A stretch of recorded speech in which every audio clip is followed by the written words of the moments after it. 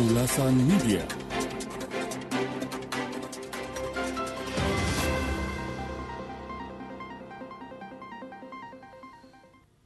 Dakta Radio bijak berinformasi, cerdas berinteraksi. Rekan Dakta DPP Partai Golkar telah resmi mengumumkan susunan Dewan Kehormatan hingga badan di Partai Golkar periode 2024-2029.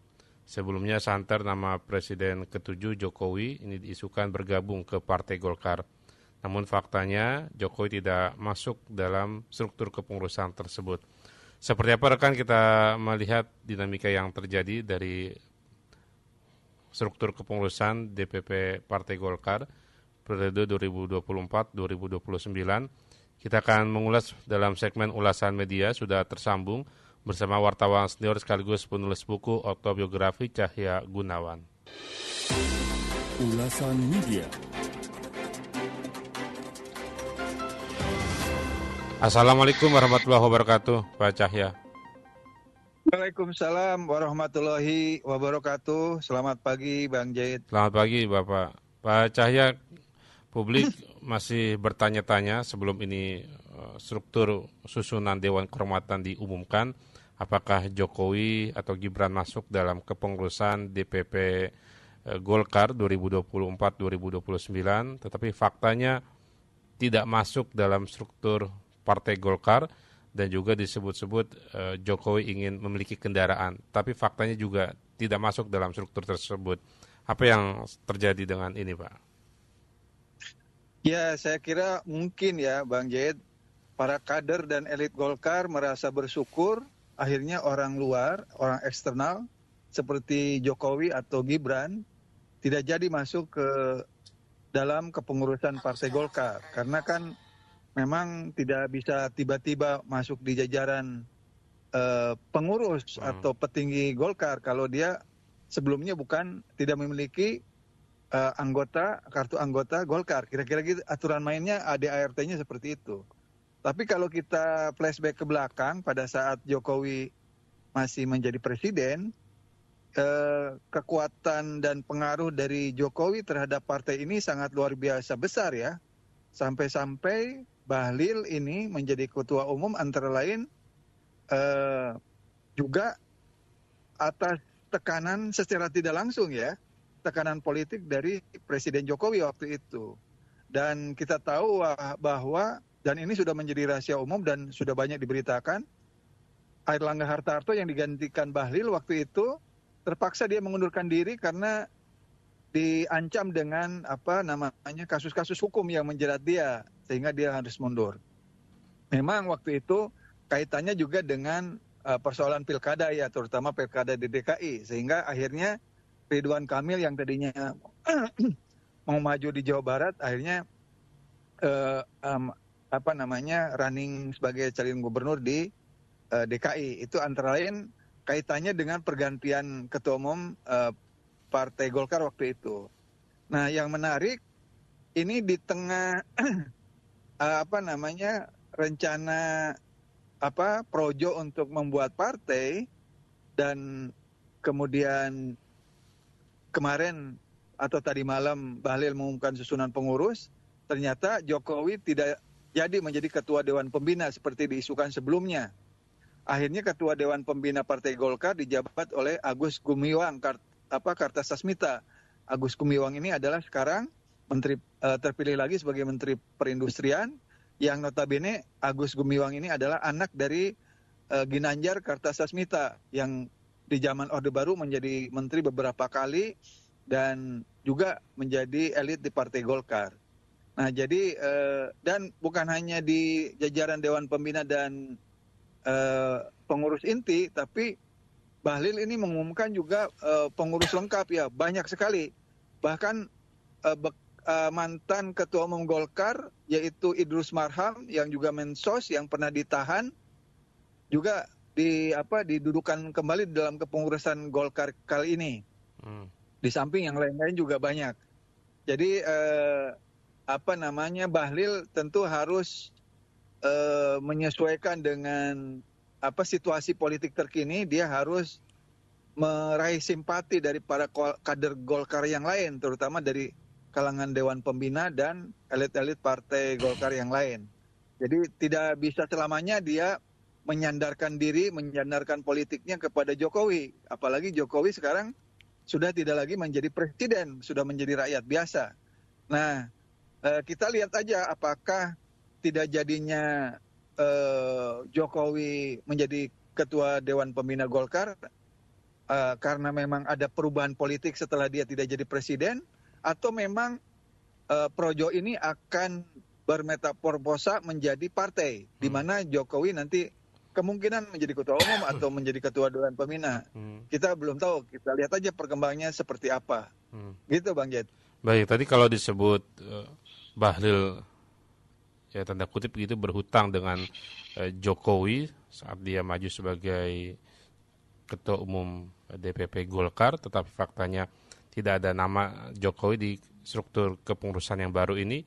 Artinya kader menginginkan seperti apa dan Jokowi seperti apa, akhirnya tidak masuk dalam struktur kepengurusan Golkar, Pak.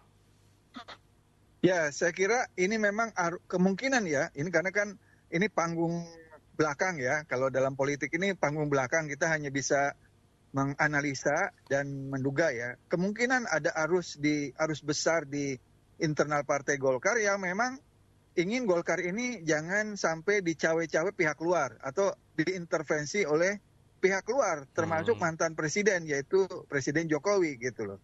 Jadi kader Golkar ingin supaya partai politik paling lama ini, artinya partai politik yang tetap eksis dari zaman Orde Baru sampai sekarang ini, tetap bisa menegakkan menjalankan partai sesuai dengan anggaran dasar dan anggaran rumah tangga gitu. Jadi kemungkinan aturan-aturan itu ingin berusaha dipegang oleh orang-orang internal Golkar sehingga orang luar tidak bisa seenaknya masuk gitu. Dan sebenarnya Bang Jait, kalau lihat ke belakang, memang Partai Golkar ini sudah banyak melahirkan, suka tidak suka ya, terhadap partai ini, tapi faktanya sudah melahirkan banyak-banyak kader pemimpin. Termasuk sebenarnya Prabowo Subianto itu dulu pernah di Golkar juga. Dan Surya Paloh pernah di Golkar.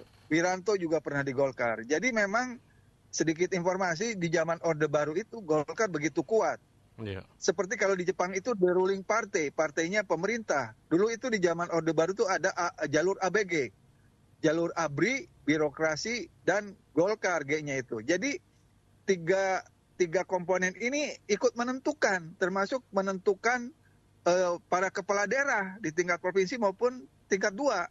Jadi jalur ABRI waktu itu kan banyak bupati, gubernur itu dari ABRI itu semua. Tapi juga harus didukung oleh birokrasi dan Golkar. Jadi kebanyakan waktu itu para kepala daerah itu dia juga menjadi ketua Dewan Pembina atau pengurus di Golkar. Dan waktu zaman Orde Baru kita tahu Golkar waktu itu Pak Harto menjadi ketua Dewan Pembina. Dan itu figur Pak Harto itu ikut sangat berpengaruh terhadap Golkar gitu. Jadi berganti-ganti ketua umum tapi ketua pembinanya tetap Pak Harto. Itu sangat menentukan. Nah, tentu sekarang setelah pasca reformasi figur ketua umum Dewan Pembina Golkar itu tidak seperti zaman Pak Harto, zaman Orde Baru. Jadi lebih suasana demokratisnya lebih nampak sekarang gitu. Jadi ketua Dewan Pembina itu tidak segala-galanya gitu. Saya kira itu Bang Jait, perbandingan Golkar zaman Orde Baru dengan Golkar sekarang. Tapi saya mengacungkan apresiasi bahwa dengan diumumkannya tadi malam kepengurusan dan Dewan Pembina Golkar, betul-betul Golkar ingin orang-orang di dalamnya yang mengurus tentang partainya, bukan orang luar yang tiba-tiba masuk karena dia pernah menjadi presiden seperti Jokowi. Saya kira itu Bang Jet. Baik, artinya yang ya kita tahu saat ini Jokowi sudah pensiun dan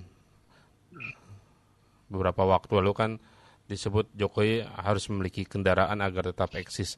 Nah ini bagaimana Pak untuk Jokowi sendiri, apakah Projo yang katanya tadi mau membuat partai politik ini menjanjikan untuk Jokowi berlabuh?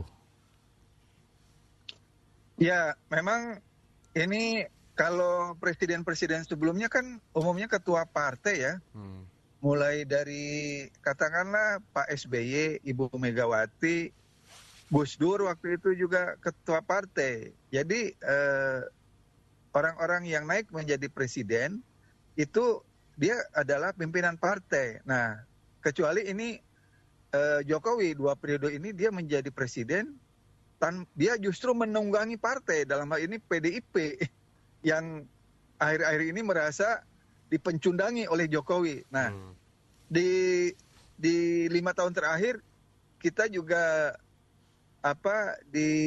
mendengar isu bahwa Jokowi akan mengambil alih atau take over PDIP. Itu pun tidak berhasil.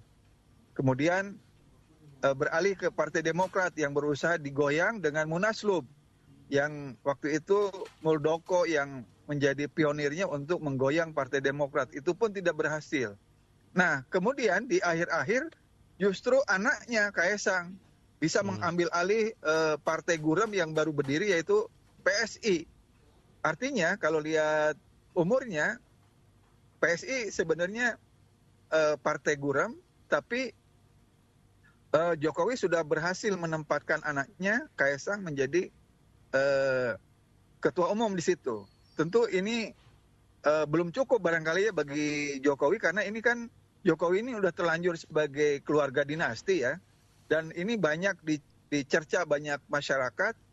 Ini contoh yang buruk bagi Indonesia, bagi generasi muda kita di Indonesia, dan bagi demokrasi, di mana anak dan mantu dimajukan sebagai kepala daerah, menjadi wakil presiden, menjadi gubernur, menjadi wali kota, karena intervensi dari bapaknya, yaitu Jokowi. Nah, tentu Jokowi sendiri ingin berusaha untuk menancapkan pengaruh politiknya dengan sebesar-besarnya menunggangi, paling tidak walaupun tidak berhasil dia mendirikan partai atau dia menjadi ketua umum partai di situ atau ketua dewan pembina, dia ingin menancapkan pengaruh gitu. Nah, ini kan menjelang pilkada ini bukan seolah-olah ya, ini faktanya banyak calon-calon kepala daerah yang sowan ke Solo bertemu dengan